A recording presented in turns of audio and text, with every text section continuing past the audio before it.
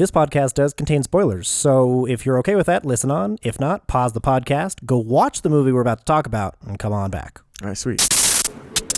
Excuse me. Brandon, over here. Hey, Pardon me. why don't you have the popcorn? It's starting! Woo!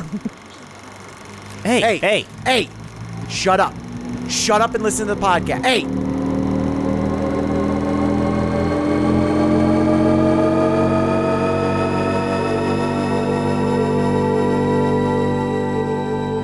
There's a lot out there to see.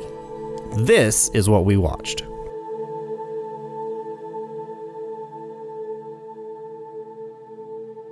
Matt, you and your special ears.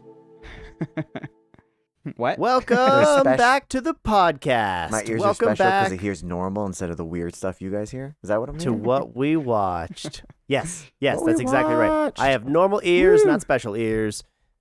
You hear This past all is- the shit. Jeff, we don't know what you have. I This don't is know a either. movie review podcast. It's for movie lovers. It's for TV lovers, and it's for those who actually like going outside, Who are and champions, not just like sitting me. inside watching. I'm a champion, Jeff. I can see that. It's a special kind of turd. I was wondering. I was wondering how long it was going to take for him to bust that trophy out. Which, by the way, might have been the greatest trophy presentation I've ever seen because it was so unexpected. I also did not see him doing it, so I was very. So why did you get this trophy? Because I'm a champion, Jeff. I don't understand how you don't comprehend this, Jeff. Yeah, I'm I a champion. don't understand what kind of champion. Like what tier? Like The champion like of did they champions. hand like 50 of these out that night, or Nope. or were you the That's the only one in only the entire one. place? The only one that the person handed out was to me. And why? Because I'm a champion, Jeff.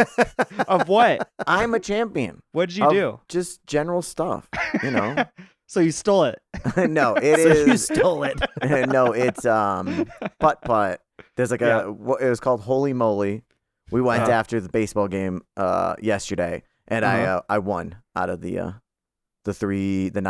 27 holes. Yeah. And Compared Kyle to- secretly bought this while we were going to the bathroom and shit, So, So I got- okay, so it was bought, and it was against you three. and then presented to me. Well, Kylie also, Oh, but then it was four. presented to me. See, I didn't know if the you like. champion. I don't know if you got a hole in one on like every round, and then like the place was like, "You are amazing. Here's a trophy." Like we've been waiting for someone to do this. Like We've had this trophy ready for fucking years, man. it used to be silver.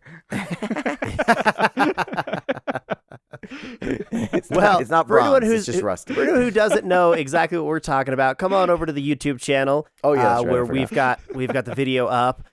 Thanks everyone who's already here. Matt, you Matt, are that is a also pretty cool champions, trophy. but not this kind of champion. I will be taking that trophy from you sooner than you think. I'm sure. Hey, it might. If we all go to 1-up tonight, it will be up for grabs. Be changing hands. No, it won't. It'll be up for grabs, and no one was gonna get it because I'm the best. All at right, that well. also I'm the champion. There you go. All right, champion. So today on the podcast, we are kicking off our movie club theme of June's outdoorsy nature vibes, being outside and not being cooped up because it's summertime, baby. Woo! Yeah, it is. Yeah. So today we're talking Hunt for the Wilderpeople. Taika Waititi's 2016 love Ricky letter Baker. to New Zealand. There we go. Baker. You think it was a love letter to New Zealand? Yeah. Oh, absolutely. I think it is. I think Also, it's set in Re- New Zealand. Yeah. Also, I read a couple articles that were like, yeah, no, this is why this movie proves how much Taika loves New Zealand and how much like he wants, conservation and stuff. So, yes, I do. I disagree with them as well. I don't know why somebody else saying it also. Now I'm suddenly like, oh, well, okay. I just did, I mean, it was barely about like the people. It was a little bit of nature. I agree he loves New Zealand. I'm not saying he doesn't love New Zealand or this isn't positive New Zealand, but like a love letter to New Zealand feels, I don't know, feels different Extra? than it would be of this. Much more about like the physical people, you know. I don't know. I One think- of the people wasn't even from New Zealand in it. One of the main characters. Who? Oh, is Sam Neill from New Zealand?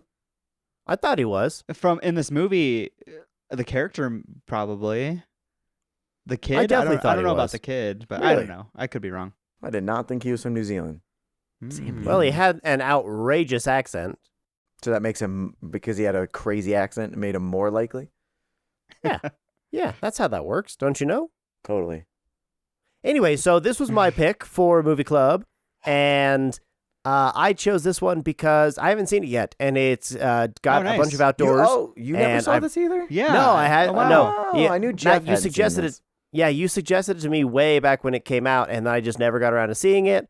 And I've been putting it off, and this is a great excuse for me to finally sit down and watch something that was truly a delightful experience. Yeah.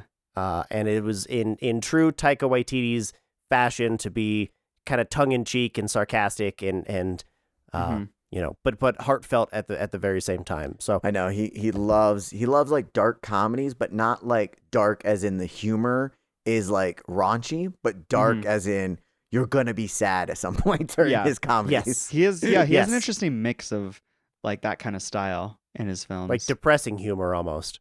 Yep. But it's like it also chooses moments. Like it's a more serious toned story, but then he throws in his type of humor all over the place. Yeah. And I thought that came through really well. I thought the humor was, you know, woven into the very fabric of this entire movie. And it wasn't like they just tried to punch it up, you know, much later in post. Like you could tell it was very inherent in what he was trying to say and what he was trying to do. God, this is gonna be impossible. All right, I'm giving up my stack. Okay, I was about to turn off your image. I was pretty convinced I could get it to stack, but God, it's freaking like this high, which you don't realize, but it's almost at my monitor height. Anyways, Whoa. Ricky Baker. Ricky Baker. Sorry. All right, I'm back. Ricky Baker. So this movie is currently on Netflix. If anybody wants to go and check it out. It's only an hour 41, so it's a fairly quick story. And I think that the pacing was lightning fast. Like we got through a lot of story, and we didn't hold on a lot of beats for as long as I thought we were going to. Did that bother you at all, or did you feel like it was good pacing regardless? Like, do you think they did a good job at the quicker pace? I think they did a good job with the quicker pace. I think that it actually helped. That's what I thought too. With those moments that, you know, were a lot more personal and a lot heavier. And that, like, I was like, wait, why are we moving on so quickly from this? But I think that that's what kind of helped make those moments stand out against the humor and the comedy and, you know, the actual travel bit of it. And just, it worked really well for this one. Yeah. I agree. It definitely feels. I like watching some of these movies, and I have seen it before, and I want to say this maybe is like my third time seeing it. Probably second. And it's been a long time though, so it was good to watch it again. But it's fun to watch some of these movies that like early big directors, and just being able to like see, you're like, it still feels like Taika. Like it feels so much like Taika, and his other movies, like you can see the inspirations, it feels like, and where he really like kind of started. Yeah. I mean, one of the like lines that stuck out to me, and I was like, that's definitely a Taika line, is the one like when obviously the rest of the crew is like searching for them, but the what's her occupation, the lady that's in charge of like the foster kids, The CPA agent. yeah, her, like they're having that exchange across the little ditch or whatever, and then she's like, I'm like the Terminator, you're like Sarah Connor, but like from the first movie before she could do chin-ups. Like I could hear Taika Waititi saying that. Yes. Oh, absolutely I can. And I love, you know, the amount of pop culture he's able to kind of squeeze into his movies is perfect, because that's how a lot of people, I feel like, talk. It's how a lot of people, you know, connect with each other, is through different, you know, movies and TV shows, and kind of connects everything together. And it's just perfect. It ends up dating it a little bit, but if you're not doing like really pop culture-ish, like really specific, then it doesn't date it too bad. You know, it's not awful. Yeah. I mean, I guess would one of them be the naming the dog Tupac? Well, because I know we know who Tupac is. But... Well, so like if he did a lesser actor that was popular at the time, that didn't necessarily stand the test of time, that wasn't so famous, it would be crazy outdated. Like if they said, "Oh, I'm gonna call it Machine Gun Kelly," and the fucker's gonna be gone, and then when it grows through, that's when it turns into being dated. You know, Terminator. They reference Terminator, that has been around forever. But if they were to reference I don't know, Love Lies Bleeding or something that's really popular for like a year, then disappears. Then that's when it like turns into very dated. So it's really hard to like be like, you know, you got to do references that stand the test of time. Yeah, for sure. Yeah, no, I agree. And also I definitely once he's like, yeah, his auntie was like, what are you going to name him? He's like, I don't know. I need to make something tough or whatever. And I can't remember the first name or Megatron or Tupac. Yeah. I'm like, it's going to be Tupac. Like, it's definitely like, so I don't know. I gave like myself Megatron. a pat on the back for calling that. Nice. Let's see. Sam Neill. I thought. Oh, did you figure it out, Brandon? Where's Sam Neill from? Did I figure what out? Where's No, Sam Neill? I did not. No, I did not. Oh my gosh. That's like the note I have is just like, hey, Sam Neill, Yeah, Jurassic Park. I was like, did he like carry his character over from Jurassic Park where he hated kids and he just got bitter. worse? Yeah. Well, that's kind of the same thing with the main kid character too. Like, do you guys remember? Have you seen Deadpool 2? Yeah. Mm-hmm. He plays the teenager kid that's all angsty as shit in that. And I was just like, is this a prequel to Deadpool 2? Oh. Dude, when he rolled through, when he rolled through, I was like, is this just his own? Is this only what he does? I guess he's just really good at this. Yeah, Sam Neill and that kid are just playing their usual characters. Typecasting. But that being So said, they it did a good job though. I think I liked the acting. I got lost in their characters. It was a lot of fun. Yeah, I think all the acting. There's nobody I really like got lost. Who hated. I mean, maybe some of the side characters a little bit, but I still think they did fantastic. Also, I mean, Brenda, whatever the chick lady running around chasing him from the child services. She was fantastic, and we've seen her in other stuff. Brandon, you saw her in Next Goal Wins, right? Yes, yeah, and the same with okay. Oscar Knightley as well, or Keightley as well. He was also in Next Goal Wins. Yep. Do you want me to answer the Sam Neill for you, Brandon? Yes, he was born in Northern Ireland, and then he moved to New Zealand when he was 7. It looks like south of New Zealand, and he's been there ever since. Perfect. Well, that's definitely not right. But interesting. I wonder if that's what helped him land this role. Sounds like Matt was right. Wait, about what? Are you talking? Are you talking the actor or are you talking the character? I was talking about the actor. Yeah. Okay. Cool. I thought we were talking the character is not from New Zealand. That's what my pushback was character I didn't think versus actor. Yeah. Okay, I felt like I said Sam Neill like 4 or 5 times, and you're like, yeah. Well, yeah, you also, yeah. But you also use the actors' names to reference the characters all the time. I So had that's no not that idea where outrageous. any of the people was, but I feel like having them.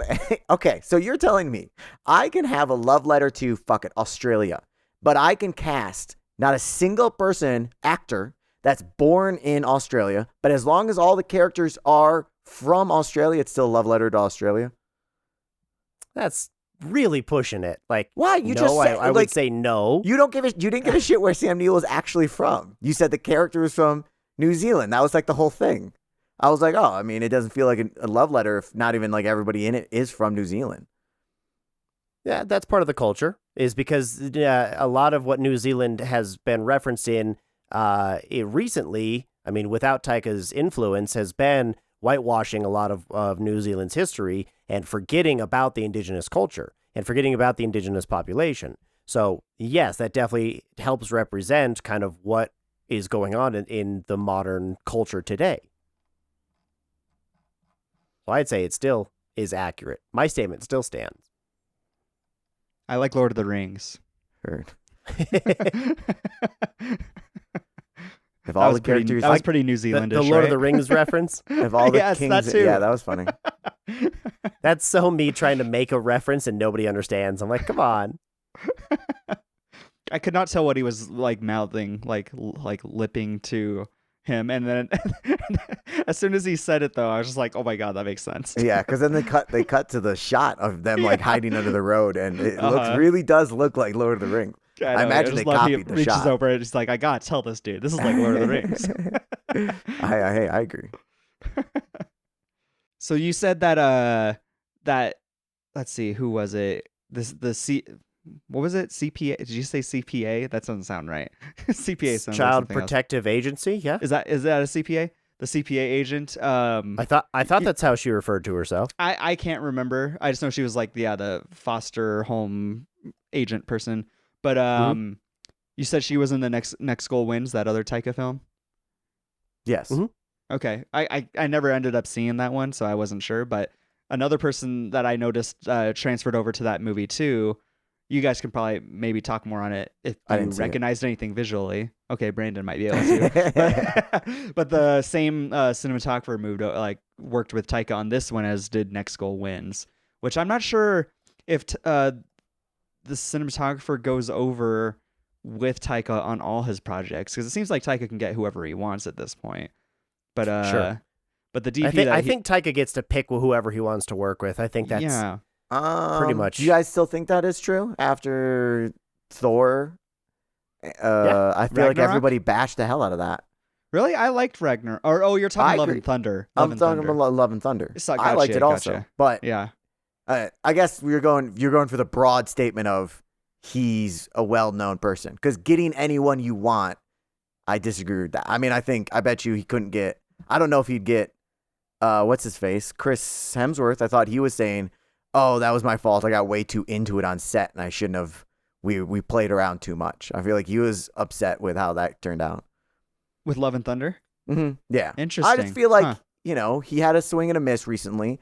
I do agree Yeah. he's still a big name, but just getting whoever he wants feels like that's like Christopher Nolan to me. That's, and okay. which Taika is awesome, but I don't think he's on that level. See, I I mean, think if you go through maybe- the list of his movies, they're good, but maybe it depends on the movies, because I picture these movies like Next Goal Wins and Hunter the Wilderpeople and Jojo Rabbit. I picture those as his films.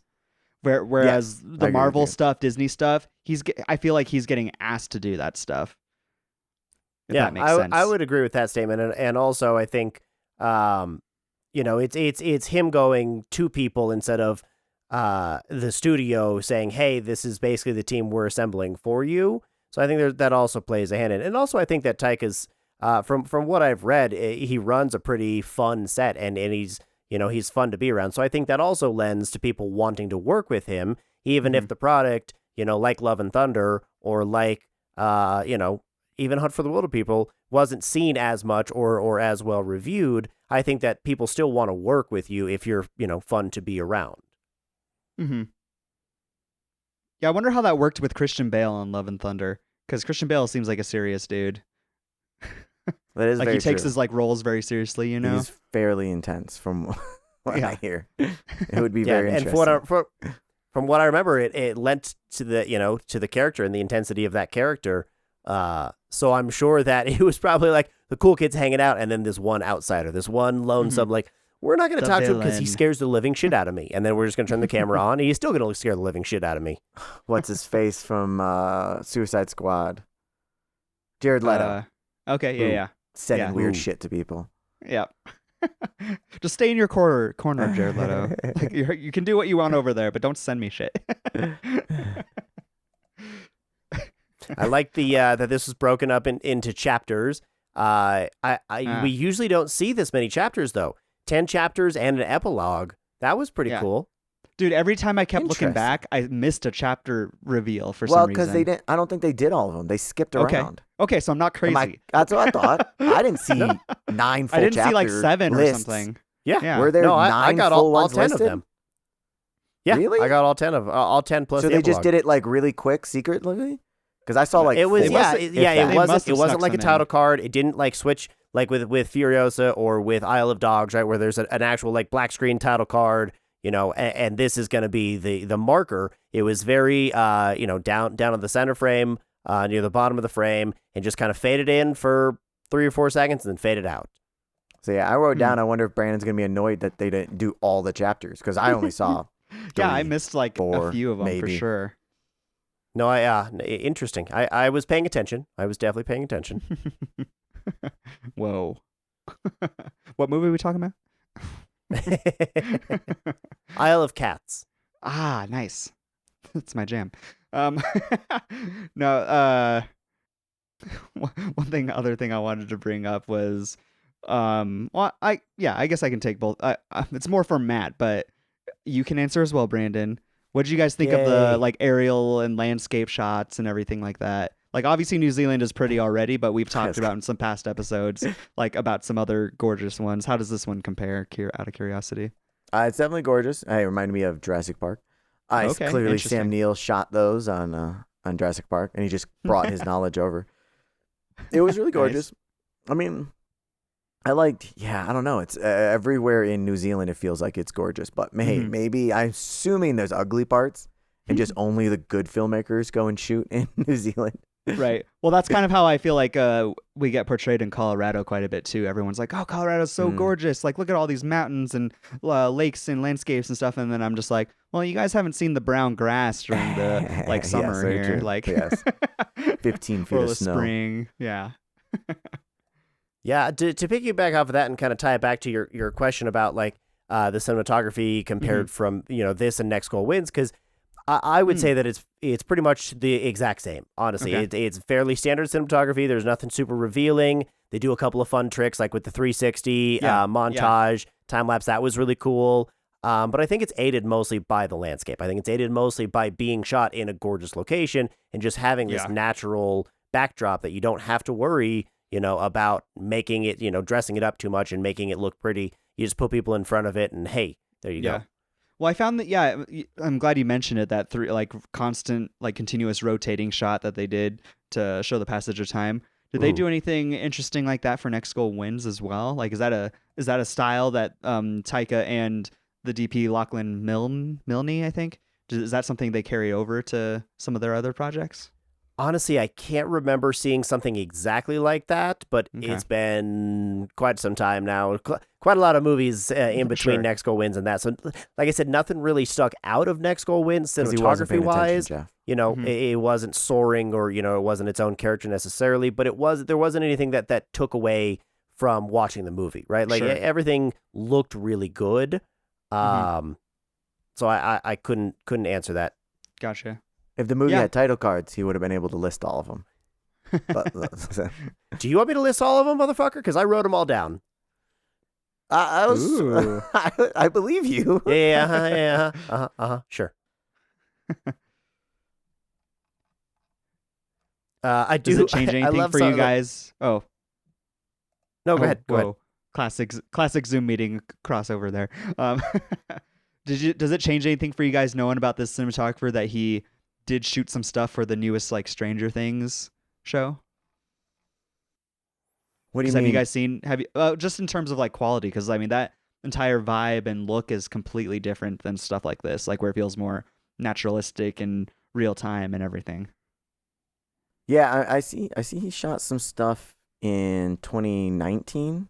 I think it was a few episodes 4? of season 3. Yeah, one of them, whatever.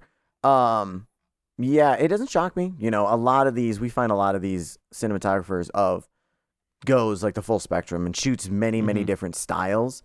Cinematographers don't seem to have the the benefit that directors can sometimes just do one genre and they're just do a couple, one a year and be perfectly fine. Cinematographers look like they dabble around. Yes. And just because they don't do crazy stuff in this one or some of Taika's doesn't mean he can't, just not seeing it doesn't mean he can't do it. Just means he didn't have the opportunity to do it, which I don't know if you probably could have fit, a little bit more camera movements here or there, but is it worth it? It's more about the comedy. It's more about the writing and then the cinematography taking over.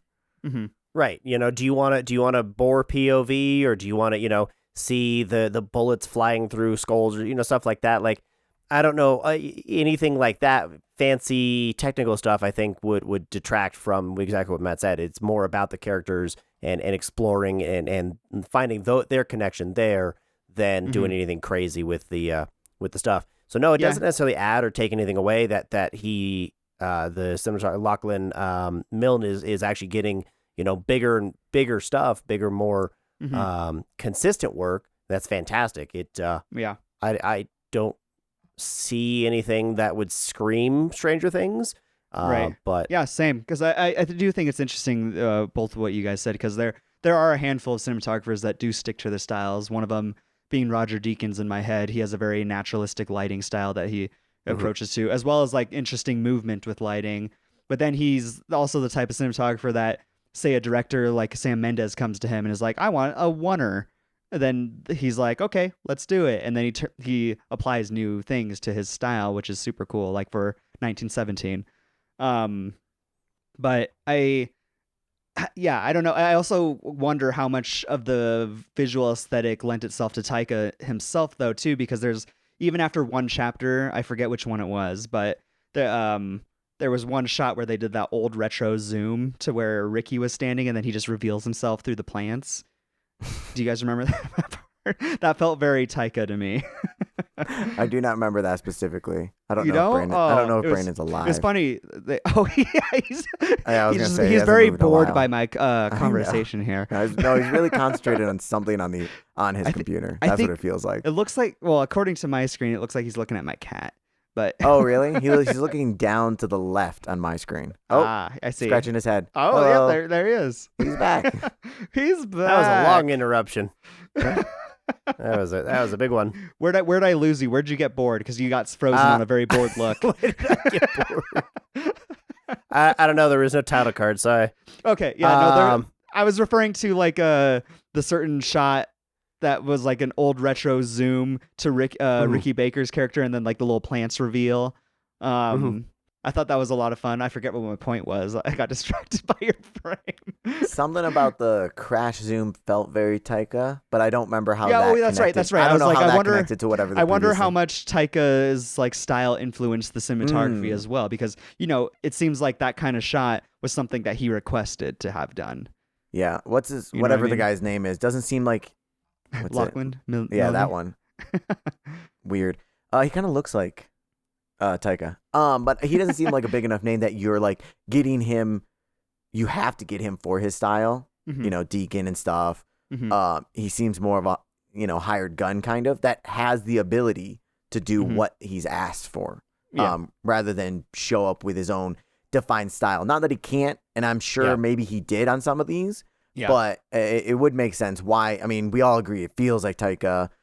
Throughout all of his stuff, he's pretty consistent. Taika kind of, does his thing throughout the whole movie. Like, not just writing, directing, cinematography, like all of the stuff, and acting. He does his thing Yep. also. and he jumps in there as well, which I like. I like when certain directors have small cameos and make appearances in their own films.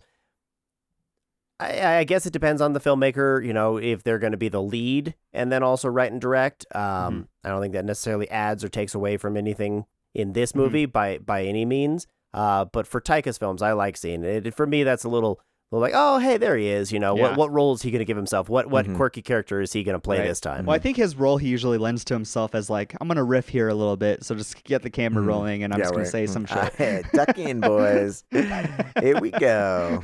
All right, what's today? Today it's Taika Day. We'll be shooting this one scene all day. But it's beneficial for Taika because some other directors do it also, but they're not good actors. Taika's a legitimate actor. Right. Like he's been in many, many films, even not even just his own. He's in others, and maybe not all the characters or roles are fantastic, but he's an actor. He's definitely a professional actor. I forgot who he was. I think he's the bad guy in. What's around Ryan Reynolds' movie where he's like a video game? The Free Guy, I think. Free Guy. Is it yeah, Free yeah. Guy? He's the bad guy in Free Guy. That's what it is. Is it Free Guy? I No, I'm believe not so. sure. Yeah, it is Alright. Free Guy. Sorry, Yes. we just saw the Fall Guy, so I thought in my head I mixed that up. That's fair. You did not. Could have just trusted me, but whatever. I trust you. Finally, he's What? got. What do you guys think about the actual dialogue between everybody? Because I thought it was really funny. It was really quick, and it actually felt like real dialogue, like giving people a bunch of shit left and right. Actually sound like the first time the new foster mom is like there's You hungry? Stupid you question, right? Of course you are, right? Or the CP agent is like, there's no one else who wants you. Like, Jesus Christ, who fucking talks like that? And then you're like, no, I hear people say shit like that and like don't even realize that they're, doing it. But I mean, even things like, when Heck is like, are you even useful? Can you do anything, or are you just ornamental? Like, that's such a great insult. I love it. Ornamental. So good. That's so good. Majestical. Yeah. I did like their lingo. I will in be this. saying that at some point. Guys. Majestical. Majestical. Absolutely. It just sounds Love better. that. Yeah. And then you just say It does. Skuck's life. And it totally does. Skuck's life. Did either of you guys see Minari?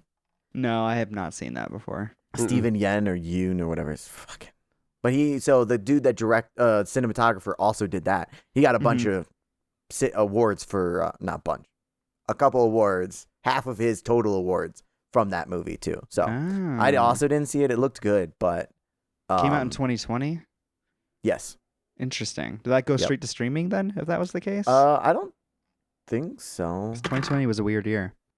You're a weird year. Whoa. Bitch. I can be whatever kind of year I want to be. Suck it. Nah, don't you trust me, Geoff? You trust me, Geoff?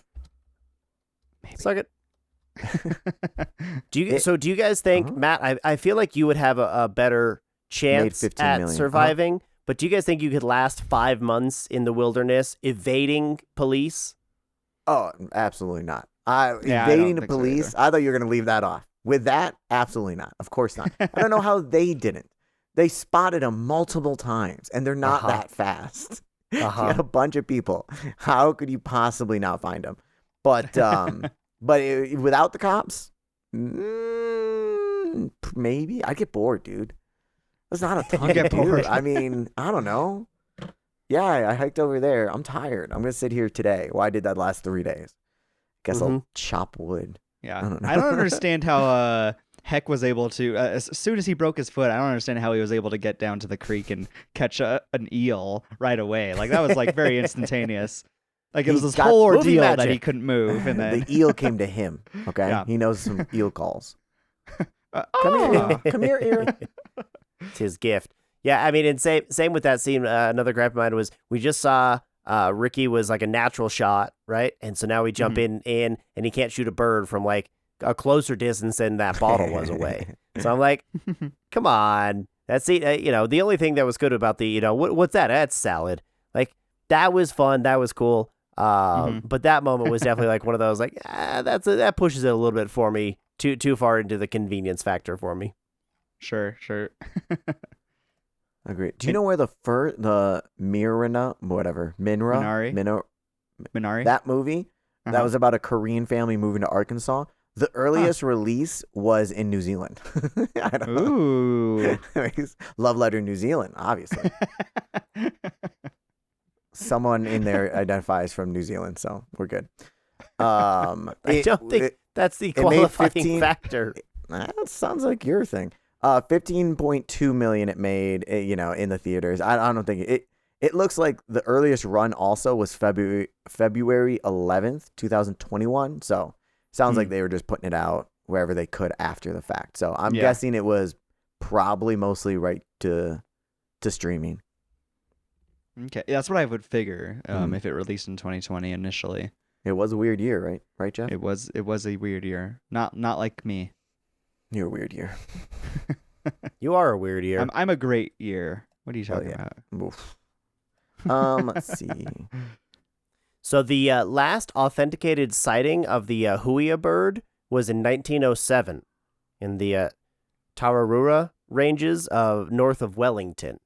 So I found that fact to be kind of interesting that this bird might actually exist. It might be in there somewhere in the wilderness, but if so, that would be an awesome find, and I'd shit myself for not having a camera if I saw something like that was actually potentially extinct. As you're running from the police. God, I can't fucking believe I didn't bring my camera. Lost my fucking camera. Damn it. Yep. 100%. That's all I would ever think about. I guess that was the age that they didn't have the what time was the set? Because I know it came out in 2016. I Right. assumed Because modern he had a time. shitty cell phone. He had a brick. He did. didn't He had a flip phone. Yeah. Yeah, that Nokia looked like it was probably from the early 2000s. That's what I Well, would that's say. what I'm is saying. It early was like 2000s. 2016. Was it really like I don't know. really viable? I don't live in New Zealand, New so Zealand, I don't yeah. know if that's what they had at that time. But that seems incorrect to me. But Yeah, I mean, I it don't is know. based off a book, so maybe they're just going off of The timeline from the book. keeping or something. everything. Yeah, that's right. The book might be. I don't know when the book came out. That bird is interesting. It really does have that hook-shaped beak. Yeah. That'd be hard Yeah. to miss. Again, I mean, there's a second sighting. We all saw it in 2016. They sighted the bird because it was a real bird. They put it there and then let Uh-huh. it fly away, and that was the last confirmed viewing. Oh. Hey, Dumbasses. Why would they do Brandon. that? Did I watch this after you? I watched this morning, Brandon. Did you watch it yesterday? No, I watched it this morning. Dang it. I want to go first on Wingspan. I watched it later in the day than you. So I went bird watching most recently. I don't think that counts. Were you able to does. identify that bird? Yeah, it's the thing you said. Yeah, exactly. I'll look it up. Yeah, I I'll don't ta- see any like dates or I'll anything. look it up. I don't see any dates necessarily on the plot or Wikipedia. So yeah, I would Interesting. assume it's just set for whatever the book came out. Interesting. When did Very crumb. do you guys know when the happy birthday song became public domain? I want to say it came out. It was like 2018-ish. That's what I would say. Okay, wait. because they did use a different song, but they made up a new one in Taika style. Because Yep. it was it was the Ricky. Like I keep doing it in the same theme as the Jeffrey Bezos song, but I don't think that's right. I don't think it is either. In my mind, the Ricky Baker, I hear it like completely different tune than it actually was. Yeah, I feel like. If The I had to dude guess, I ro- would say probably mid 2010s, but For what? I don't know for when it became public domain. Heard. It's relatively recent, but I don't know what's like recent anymore. Time is irrelevant and relative. 2016. 2016. So it was literally that year. Yeah. Well, I don't know when in the year. And also, I'm sure they did it. They shot it. I don't know if they shot it in 2016. Sure, and released it or released in 2016. And it's kind of probably not great for them to be like, you know what, let's just bank on it being public domain next year. Sure. Yeah. Well, when you have someone like Taika, like there were so many original songs in this. Like Yes. it was so fun just to hear listen to the words and stuff like that. Like there's one that was literally just like majestical. We are the Wilderpeople. Skux life. It was like, but then like the music was actually still good and everything too. Mhm. Yeah. Matt, you are like I hear ya. Leave me alone. you're stroking out over there. I know. It's so irritating. I don't know what the problem is. Camera's flipping the fuck out. I mean, I leave for one more week, and then your guys' like remote like meetings are like System falling goes apart. haywire. Still doing it. Fuck you. It's what happens, cable. man. It's your fault. You fucked with the assume- podcast equipment. I assume it's the computer. I don't know. So, Brandon, what do you think about the soundtrack overall?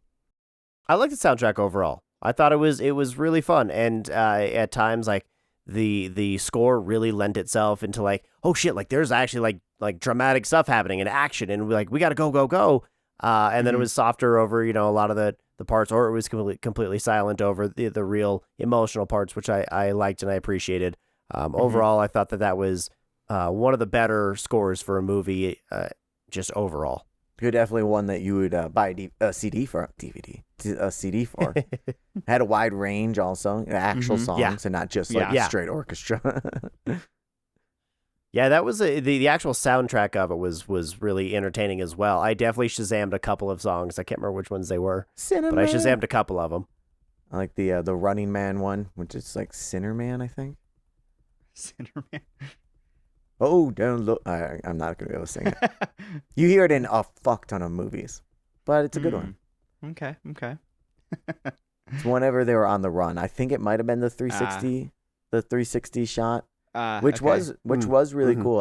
It's been a long time since I saw it, but I remember a post somewhere showing how he did it, and which Mhm. because I'm not really positive how he did it.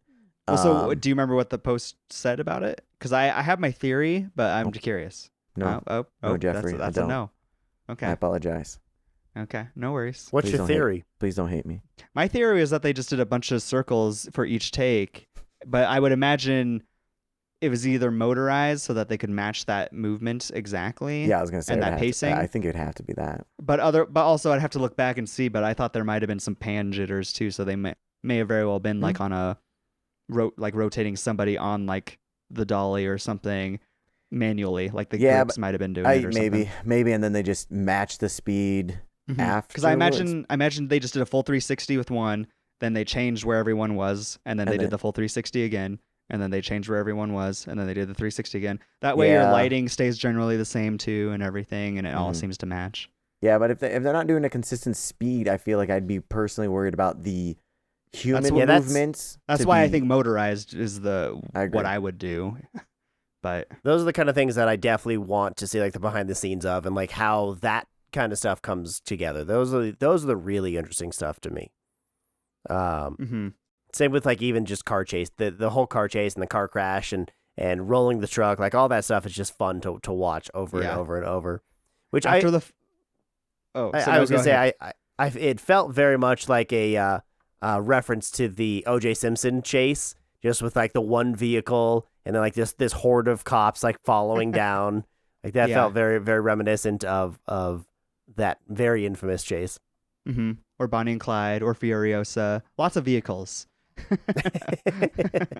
Yes, Geoff, this made a reference to a movie 8 years in the future. It's an homage, or it's a future homage. What would that be? Is that called? what Furiosa What's stands homage for? in backwards? Homage. It's What homage. is that? Oh, okay. So I have a thing about this movie. I have a question about this movie and the story. Okay. What happened to Bella? Do they ever actually say anything about that? Like we're just following Ricky, and then all of a sudden you just hear Heck crying out. Right. I mean, it was probably aneurysm or something quick, heart attack, aneurysm, something inside that He killed her. you can't really prevent or see coming. Ooh, plot twist. I think Hector killed her. Yeah, he's the Terminator. Fuck yeah. He is. He's Terminator. I mean, he he has killed a guy before. That would make Brenda, Manslaughter. Sarah Connor, and the kid. The kid. And the kid. Yeah, the kid was in the first one, being an asshole. Yeah, that's fair. John Connor. Wait, I mean, the kid is an asshole in this one too. Hey. He was, but he was a lesser of an asshole. Like he started off that way, and then he came to terms very quickly, I think. This would be the story if Kid- the Terminator killed Sarah Connor off the bat. Oh, Kids Then are- they kids escaped are into assholes. the city. Is that the general consensus we got? Yes. I see. Most kids I've met. Okay. So theory is that she just had a health issue though, and just was done after that. Yeah, I went heart attack personally. That's what I Okay. went. Okay. She was dead when we walked up. She was already dead. Right. Yeah. Yeah. I just Yeah. didn't know if I missed something where they maybe referred to it very quickly or something or other, but sounds like it was one of those things that just happens. Yep. That's I think you get to pick your poison on that one and just kind of put whatever you want to on it. I don't think it's meant to say or be anything more than just an unfortunate thing that happened. yeah. Does it bug you not knowing though? No, actually, no, because that's one of those details that it was so minuscule and it was just part of like the setup for the actual meat and potatoes of the movie. Okay. I'm hearing an evolution here over. Some context for you guys. I'm catching up finally on our podcast episodes. Oh, I've what, finished. what'd you just listen to then? I just finished the Harry Potter franchise. So, but we talked we had talked so much about the things that Brandon like was mad about not hearing from certain other episodes outside of Harry Potter as well. So I'm hesitant to call. I don't know if it's an evolution. I don't know if I'd necessarily say that, but it's interesting to hear you saying that. It's like, oh, I don't need to know that detail. Because, it doesn't seem like stories necessarily need to have them all, in my opinion. Mm-hmm. But I agree. I totally agree with you. I totally agree with you. Not everything needs to always be so blatant. I know Matt likes to give me a bunch of shit about it, but not everything needs to be wrapped up in a nice, neat bow at the end, and not everything needs to be explained. Why did I get dragged into this? I didn't even say anything. We heard it. We could see it through your camera. I looked into the future and I saw it coming, and it. I think you're correct, as not everything does need to be explained. There's little things we can understand as an audience. Yeah. My favorite line in the entire thing. You're Caucasian. Well, they got that wrong. You're obviously white. That's a good one. That's good. Such a good line delivery too, I thought. One of my others was just the way he delivered shit just got real, like while cocking the gun. Yeah. Yes. Wait, you liked when Ricky did it? I liked when Sam did it. I liked when both did, because they both. I mean, they're both completely different characters. Mm-hmm. It was just funny. It was funny. Yeah, shit Then just they got said real. it again. I think I'm when they crazy bumped into and him. Asian. That's again the line deliveries and the actual timing of the jokes. I think is just fucking just perfect. This was definitely a very heavy, like, based off of, you have to like. I don't think you have to necessarily like the Ricky Baker character and actor and how he does it, but you have to find him amusing. And I think you're supposed to hate him a little bit because he's an asshole, but like, you don't hate him that much, and he's just amusing. And if you don't like his comedy or his delivery, you got a really hard time going through this movie if you don't like it. Right. It's all it's a lot of the same, but it was great in my opinion. Like even just the subtle jokes when like Heck is just like, how much money do they have on us? And they're like 10 grand. And he's just like, tell us when they make it 20 or something. Let us like know that. when it gets to 20. Tell us when it's actually worth our time. So Matt, did you have a problem? We talked about on one of our previous episodes. I bet you did. About how if there was more of an establishment floor up front, then the change in character, it was for War for the Planet of the Apes. Mm-hmm. If there was more of an establishment of the baseline, and then the character change happened, you'd be more okay with it. And I felt like this movie kind of did a lot of the same with its Ricky character, where we had a lot of this, antisocial, doesn't fit in, kind of rebel kid who's just going to act out because that's all he knows how to get attention, and no one's paying attention to him. No one cares about what he does. So he's just going to do whatever he wants, and, and so be it.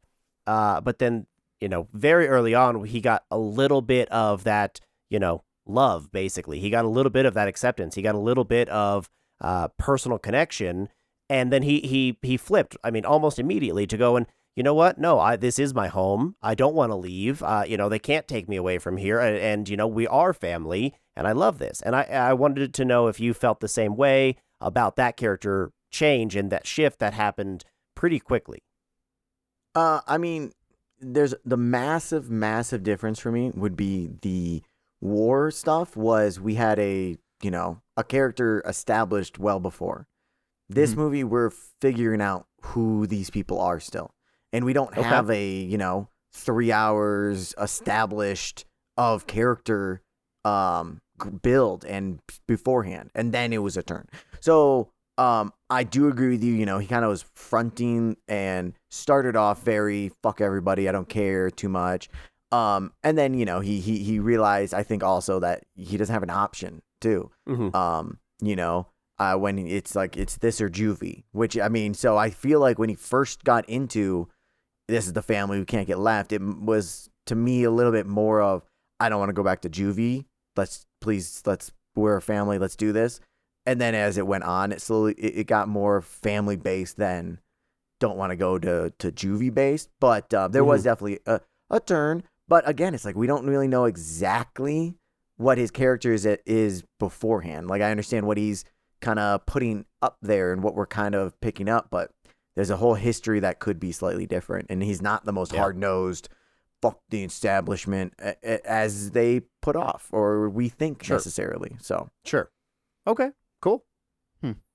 Geoff, thoughts? Yeah, no, I mean, I generally agree with Matt. Like, the only backstory we get on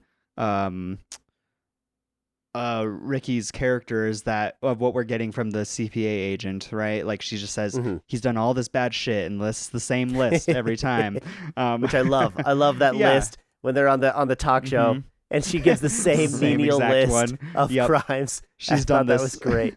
Yeah, no, it was pretty funny. But to that extent, yes, like that's all the information we get on his backstory. But also for all we know, I mean, I can't say from experience, obviously, but I have heard that the foster system sucks in general. It seems like it's a shitty system to go through if you have to. And that in that manner, kids do act out because sometimes these families are shitty. I feel like a lot, like I'm not 100% sure how that system works, but I'm pretty sure these families get paid money to foster these kids. So, take that as you will. Granted, the foster system does their part to try and make sure that they're not going to a bad family, but I'm sure things slip through the crack constantly. I mean, it's not like you saw it in this documentary. She looked at the outside of the house and it seemed fine. Yeah, that was very true. The other one was also thought it was good. The cop. Yes. Yes. Two people. Ooh. Yes. But all that being said, my point being, it's like he could have been acting out because of other crappy situations or something. Like the parents could have been mean, but he's getting pinned on for all this other stuff just the bad stuff that he's done, basically. Because obviously he turned into really liking like Bella. Like, I mean, it was mostly attachment to Bella because she was super cool and nice. Right. Because she was the first person who really reached out and actually showed any bit of compassion. And I truly believe that was in Ricky's entire life. That was the first time he really had someone actually be like, here is this gift. Here is this heating pad. Because it gets cold or whatever reason that might have been. The weirdest. I truly believe that's all it really takes. It was the weirdest thing for him to get attached to. Because it's the first thing. It's the first gift he's received. It's the first thing that I assume. I have no idea, but based on the fact that he said it's the first actual birthday that he thinks he's celebrated too, I feel like he hasn't gotten a lot in his life. Right. Again, I'm assuming as well. I agree with you. It feels like a strong assumption and a correct assumption. Oh, so you do need the description. You do need more like concrete backstory. Well, you just said it matter of factly. I will say that his get up and that plastic hat was really, really obnoxious and very ridiculous. And so I couldn't see anybody gifting that. But also, like, what money does he have to buy it for himself? He probably stole it. Yeah, Whoa. Based on his character. Whoa. Based on his character, Matt. Just like he stole that trophy. Hey, I made up a good example. Hey, I'm a champion. Don't you talk to me like that. What child is looking for their trophy right now? You, bitch.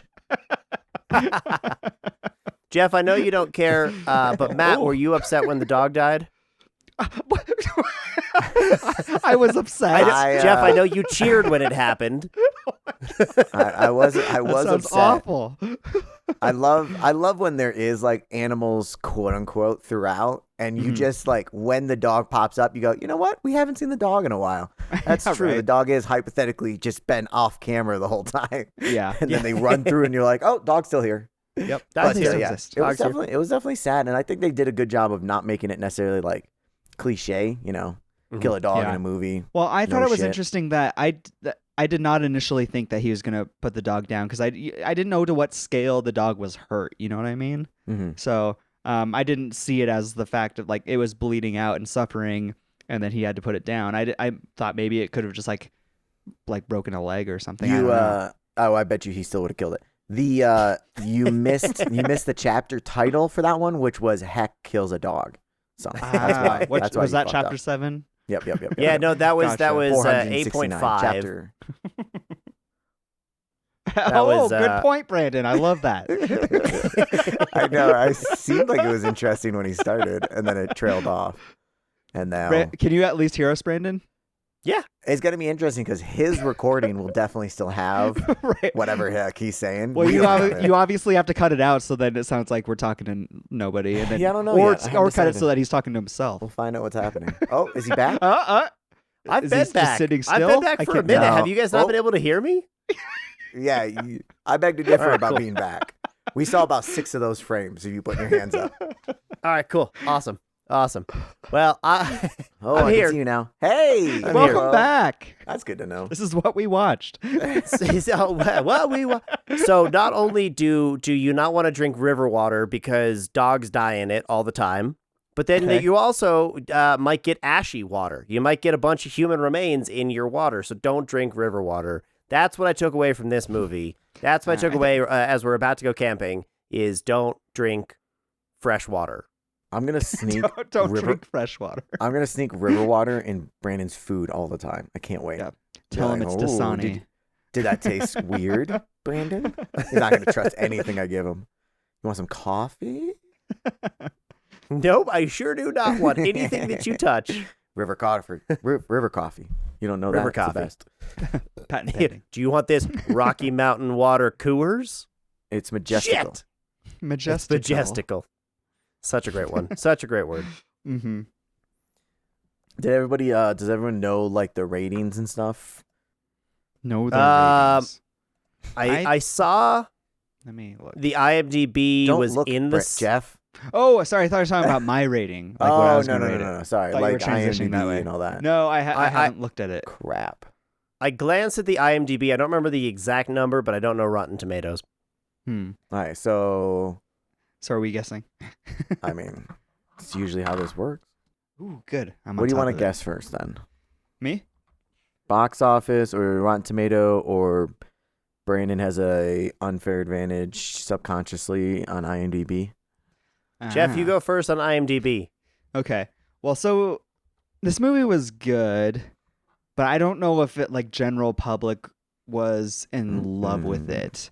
Because I didn't even know. I mean, 2016 was kind of dark age again for me, so I don't recall this movie coming out. Well, But Brandon, do you remember this coming out and just never seeing it? Because I don't remember if when I told you about it, if you had heard about it by then. I think that I had heard about it, but you had told me about it, I think, after it had came out like on streaming and on to DVD. Okay. Yeah, And no, So I it had think to that, be at that least was a where I year was later. like actually like, exploring more of like the director's body of work and like what Taika is, actually doing. Mm-hmm. Mhm. Interesting. Okay. Well, yeah, I didn't know about.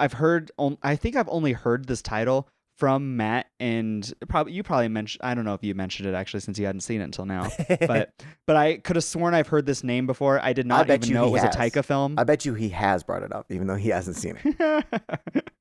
I mean, maybe I don't know. I just know I've heard this title. I did not know it was a Taika film from the start. Ricky Baker. So that was Baker. fun. Ricky But Baker. I don't know if everyone loved this movie, so I want to say it's in the 7s, and I'm gonna say it's like a 7.5. Like I think generally people 7? liked it, but I don't know if it was like 8 range. 7. Let me see if I can remember correctly, because I glanced and Jeff, you're right, it's in the 7s. I think it was 7.6. Ooh. Jeff, Brandon technically beat you, but he still missed it. It's 7.8. Ooh. Oh, wow. That's higher than I cool. thought. Yeah. That's good. 7.8. Good for them. Good for them. Because I did enjoy 'Cause it's this. delightful. I thought the writing was really clever too. Like there was a ton of little details they threaded out through the beginning that they reverted back to towards the end. So I really enjoy that kind of writing. Yeah, it was really tight writing. It really was. All right, and then I have Rotten Tomatoes, and you guys can also guess the box office if you want. I already looked at that, so Jeff, go for box office. Well, Box let's not have Jeff do it. He's never gonna get it. Yeah, I will not. I have no. I was gonna I have do you not know guess where first. to If you had to take a while, just the first number that pops in your head, Jeff, or give us a range, because I still don't think you'll go. get it. I'll say. Oh, I don't know. I'll say 45 mil. Ooh, wasn't that far off? 38. Really? Yep, Ooh, 38 and a half. I'm getting better. And still- 5.2 of that was domestic, and Uh-huh. 33 was international. Okay. Okay. Which I Interesting. assume they mean domestic in terms of me, not Taika? Yeah. Is and Taika it from New didn't make Zealand? 5 million New Zealand and 33 the rest of the place. I assume it'd be reverse. I believe also- that's what it was. Yeah. It would That's be what interesting to see DVD sales for this too. Yeah. Well, I guess it might have been end of that era. But anyways. I also have the Rotten Tomatoes, if you guys want to guess that. Rotten Tomatoes, and would this be Rotten Tomatoes is the audience and critics, right? Correct. So- Split. Audience. I think audience is at. I think audience is at a 78, and I think that critics are at an 84. Ooh, I think it's flipped. I think the audience probably liked it more than critics, for some reason.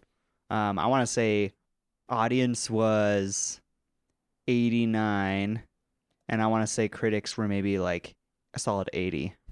Mm. Geoff, you were so close on audience. It's 91. Ooh, Wow. damn. So you were really close. And you both, well, I guess technically Brandon was closer, but neither of you were close on critics. 97%. Woo! 210 Wow. reviews, 97%. Wow. Okay. Wow. Very, Damn. that's very shocking. So everyone loved it.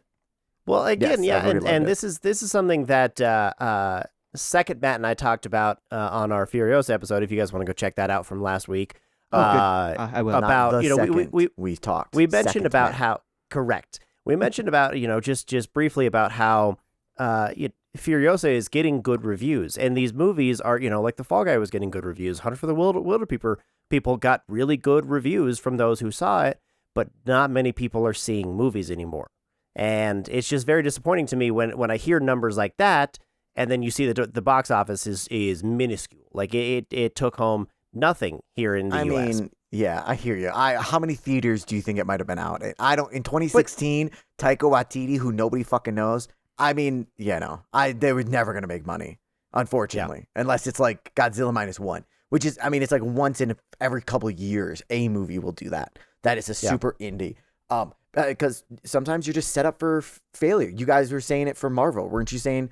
They set them up for failure without promoting properly. So like it's more than just make a good movie and people will come. This isn't the fucking Field of Dreams, Unfortunately, you have to like actually like promote and go out there and put it in front of people. So Yeah. I understand what you're saying. I agree with you, but like I don't know if this is an example of that personally, as like a indie New Zealand movie from a director that maybe cult classics because he had like what We Do in the Shadows, and then he had a couple other like super indie again New Zealand movies that people liked. But it's not like somebody you could just bring it up casually. Like now, if you just brought up Taika Waititi, most people would probably people know who that name. Yeah, I mean, you're right about that, and I think that also is the reason why is because Taika has such a niche style and such a niche approach to his films.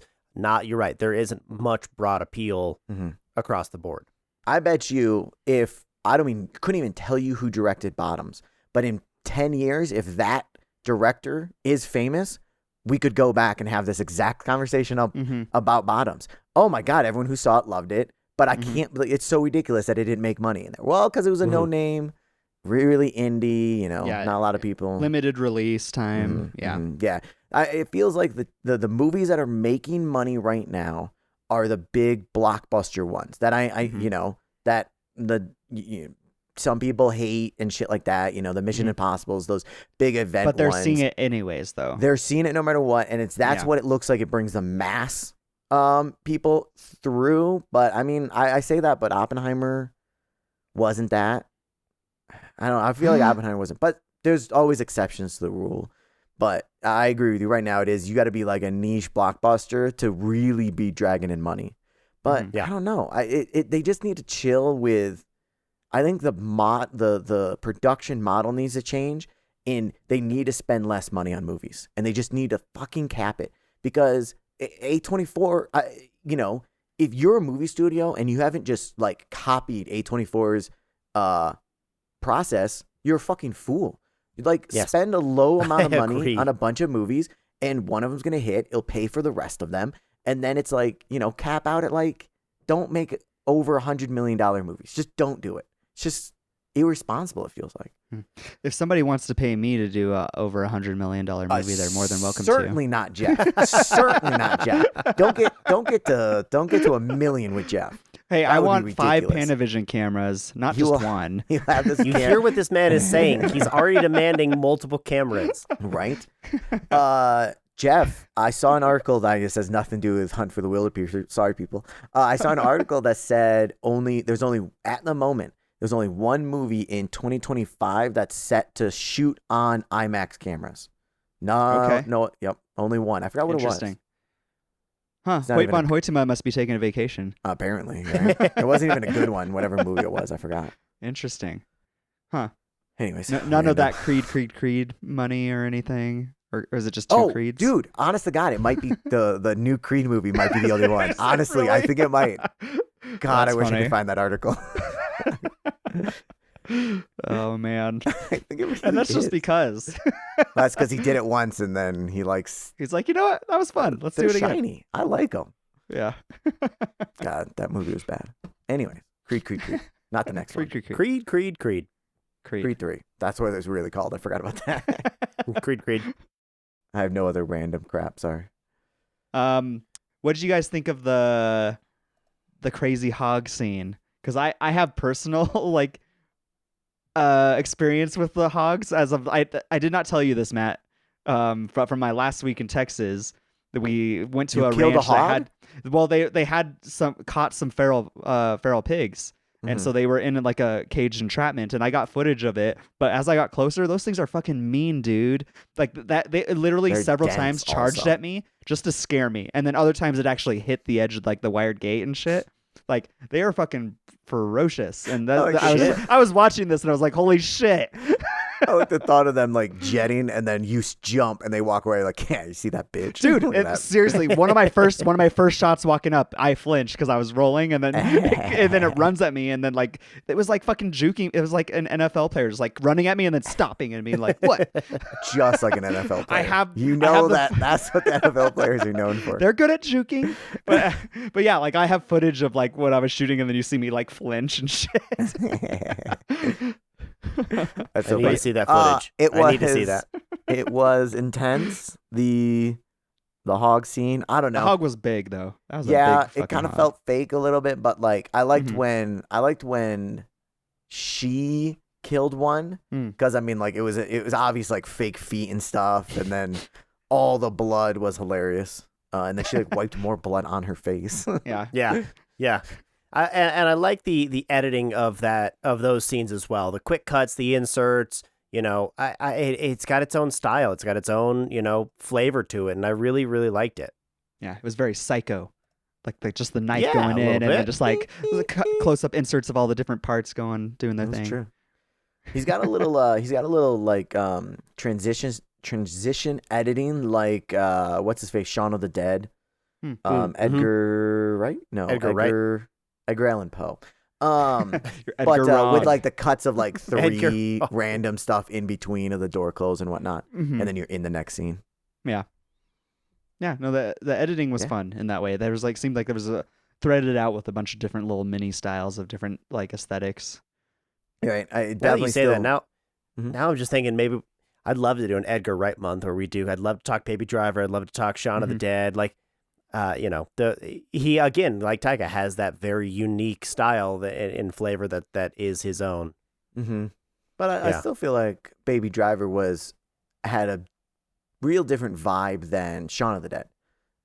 Like he definitely his style definitely fluctuates. Well, we'll get Brandon's answer when it comes back.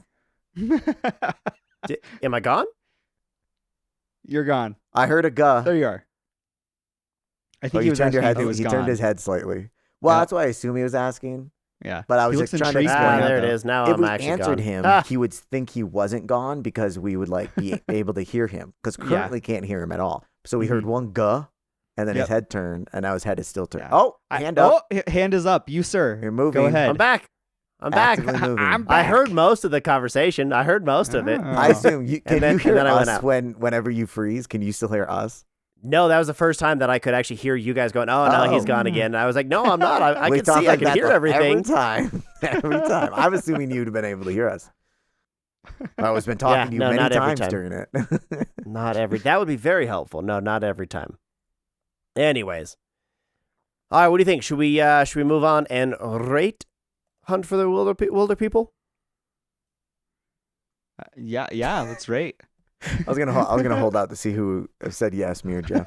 Oh shit, I should have held out longer. Yeah, loser. I win. Rating time. Whoop, whoop, whoop. Pew, pew, Geoff, pew. Geoff, he gets to hold on to that trophy longer. Come on. Champion. Yes, it's a toilet, but I don't care. Champion. Why is it a toilet though? I don't understand.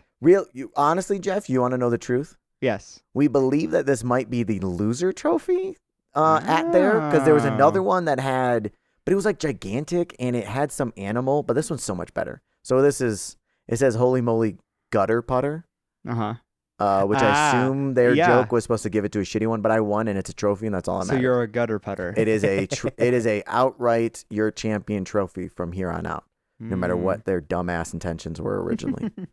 They were just wrong. Gutter putter. All right, so what's his face? As per Brandon tradition, has to go Geoff first. gets to go first. Did you do your this was spiel of why you was- picked it at the beginning? I believe What's you. that? Did you do your spiel at the beginning? Why you chose this? I forgot. Yes, I did. Okay. But yeah, this was my pick. So I will go first, Geoff. Don't worry. Well, if anything, Matt should be going first because technically this entire theme is basically his because my choice was also based on a recommendation that he gave me. Yeah, because you guys put zero thought into it. How is this my fault? You knew Hey, for a I month. I was putting thought into it, but the ones that kept coming to my mind, I was like, are they going to make fun of me again for choosing something that's it's technically outside, but Whatever. Hey, you guys could have tried to pick. but I haven't seen like any of these, so I'm also cool with that. But it's but you were heavily influencing this movie club. I did notice that based off of everybody's choices, and as long as it gets recorded, I don't give a shit at that point. Whatever, dude. Matt wants to go outdoors so badly that he made us watch outdoors movies. That's what it was, and I'm okay with that's that. fair. I'm Yeah, okay same. with that. What do you think the budget was for Hunt for Wilder People? Well, being that they made 30-something, I bet it. Well, you go ahead. I want to hear what you think first. Then I'll judge my I'm answer based gonna off that. say, judging on how early this was on those editing style choices, and it being mostly Friends, I'm gonna go with a budget of 10 million. I wanted to say 15, but I'm gonna go 10. I'll go 15. Yeah, I fucking knew you would. Geoff, no, you don't. I mean, by 15, I mean divide that by 2, and I'll say like 750,000. 750. 15 Jeff, do million you know how to do divided math, by sir? 2 is 750,000. Sorry, 7.5 million. Ah, nice. That was so impressive, man. Sorry, the zeros. Elliot, they you're fuck with me. closer. It was a $2.5 million budget. Damn. Wow. So I should have just stuck with 750,000. honestly, I didn't know if I Damn you wanted to say guys. anything. I know. I didn't know if I wanted to say anything. You still beat him, though. He still said 10. Well, no, you said 15. That's right. Damn, Geoff.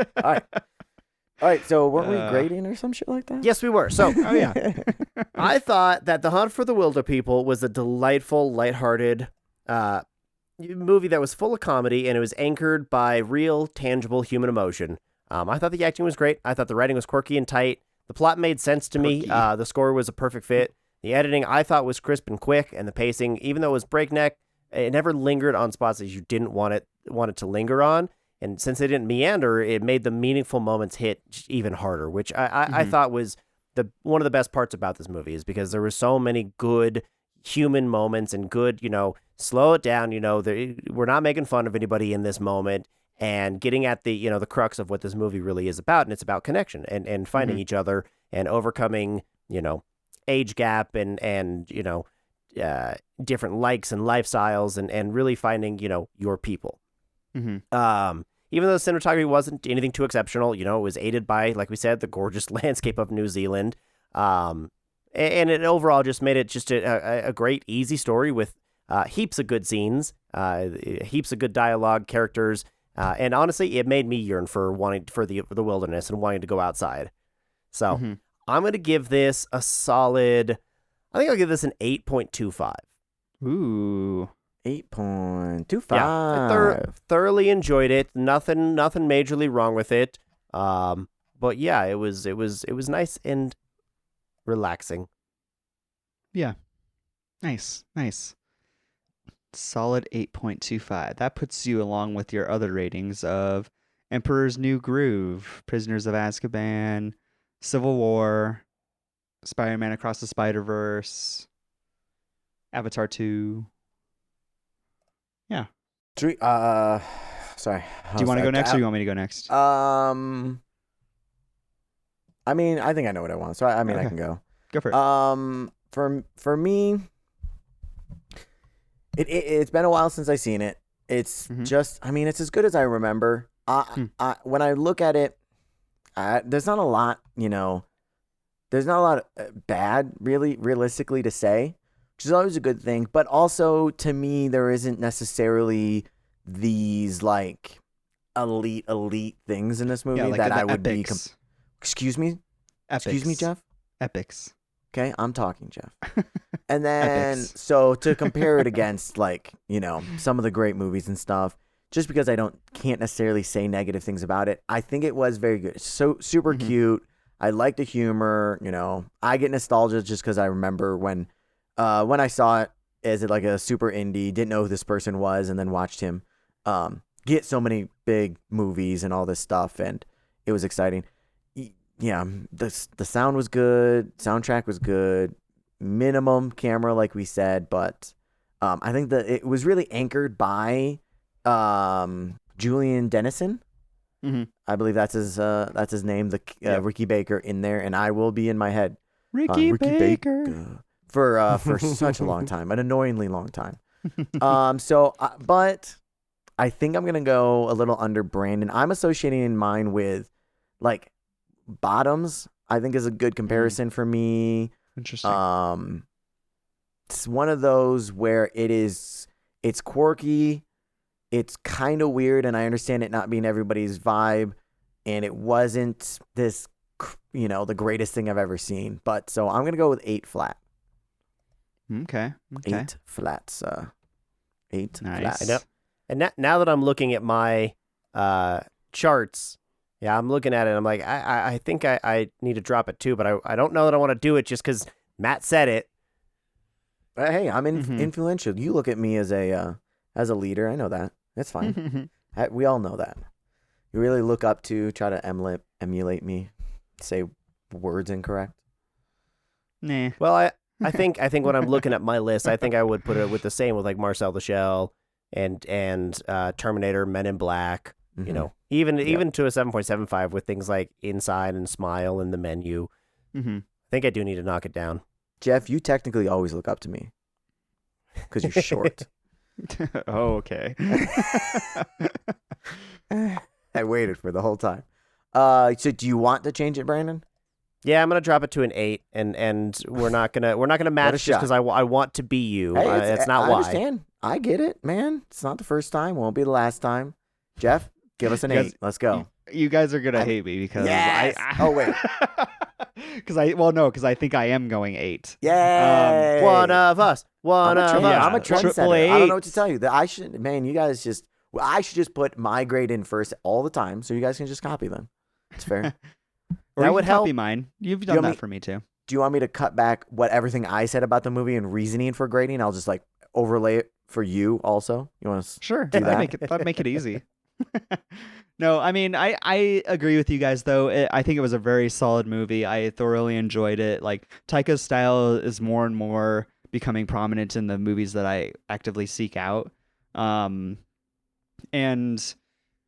yeah, I mean, I'm just becoming, I'm getting, like, more and more becoming a fan of his writing style. Like, I think his writing's always been, like, for his specific films that he's, like, writing, directing, producing, all this stuff, like, he is, it seems like it's just the way his style is just something like on board with like the kind of writing that I enjoy from, say, like Christopher Nolan, but from a completely different like style, if that makes sense. Like I really do like this kind of writing where they thread out all these little fun little like visuals and like quotes and stuff like that, and then they become relevant again later on, but with different meaning. Like that's a style that I really enjoy from writing. And then on top of like, I mean, the visuals were just fine. Like I thought it was solid. The acting I thought was good. I believed that these characters were who they were, and it was just a lot of fun. But yeah, I think I'm going solid 8. Solid 8. Solid 8. I'm looking right now. Infinity across the board. I don't know if we have that anywhere else. I don't think we've all matched ever. The same. I think you're right. I think this is the first. Nice. I think so. First. I know. Well, Brandon and I have matched, but I don't think it's been, or Geoff and I have matched, but I don't think it's been all 3. Nope. Hell yeah. Well, hey, that's what Triple Hunt for Wilderpeople's about. Bringing people together, man. Yeah. Bringing people together. It's fucking healing bridges. Geoff, have you seen What We Do in the Shadows, the TV show or the old movie? I've seen the TV show. I haven't seen the movie. You might like the movie. I mean, again, it's Taika and it's his comedy. That's like earlier on Taika too, isn't it? Yep, that's even before that. Yeah. I've wanted to look up to watch. I think it's called Eagle and something. He did like a rom-com, I want to say, before Hunt.